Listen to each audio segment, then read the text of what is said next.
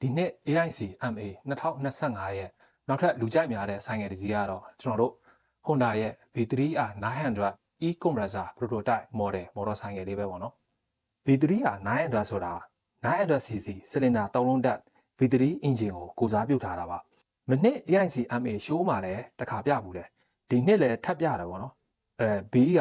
spec တွေပြောင်းလဲမှုမရှိဘူး B ကိုဒီ body graphic တွေဖျောက်ထားပြီးတော့ engine ကိုပဲအဓိကလူစိတ်ဝင်စားအောင်ပြသွားတာတွေ့ရတာပေါ့နော်စလင်ဒါ3လုံးတက်ဒါပေမဲ့ V ပုံစံဆိုတော့စလင်ဒါကရှေ့မှာ2လုံးနောက်မှာ1လုံးနေရာယူထားတာပေါ့ဒီလိုပုံစံက Honda အတွက်အဆန်းတော့မဟုတ်ဘူး2010ခုနှစ် MotoGP မှာ 4 stroke engine တွေစပြောင်းတော့ Honda ကစလင်ဒါ9လုံးတက် V5 engine နဲ့ MotoGP BC ကိုသူထုတ်ခဲ့ဦးတယ် RC211V တဲ့ 990cc V5 engine စလင်ဒါကရှေ့မှာ3လုံးနောက်မှာ2လုံး RC211V ကအဲ့ဒီတုန်းက Rossi မောင်းခဲ့ပြီးတော့ MotoGP ပွဲတွေမှာပွဲ100မှာသူက50ကျော်ဝင်တာဖြစ်ခဲ့တဲ့ဘေးပေါ့နော်ဆိုတော့အခုမကနန်စလင်ဒါ3လုံးကိုဘီပုံစံချလိုက်တာ Honda အတွက်ခက်ခဲတဲ့နီးပညာတော့မဟုတ်ဘူးပေါ့နော် AIC MA မှာလူတွေကဒီ V3 engine ဆိုတာထက်ကို e-compressor ဆိုတာကိုပို့ပြီးတော့စိတ်ဝင်စားကြတာ Honda က e-compressor ဆိုတာ electronic control supercharger ကိုပြောတာပါတဲ့ supercharger compressor ပဲဒါပေမဲ့ electronic နဲ့မောင်းတာဆိုတော့ motor နဲ့မောင်းတာပေါ့ဆိုတော့ exhaust gas နဲ့မောင်းတဲ့ turbo charger တွေလို့turbo လက်ဖြစ်တာတွေမရှိတော့ဘူးပြီးတော့ Kawasaki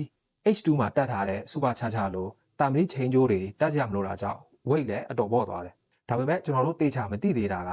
Honda ရဲ့ e-compressor က motor က battery ကနေ direct power ယူတာလားဒါဆိုတော့ဝင်တာနဲ့ compressor လဲမှာပေါ့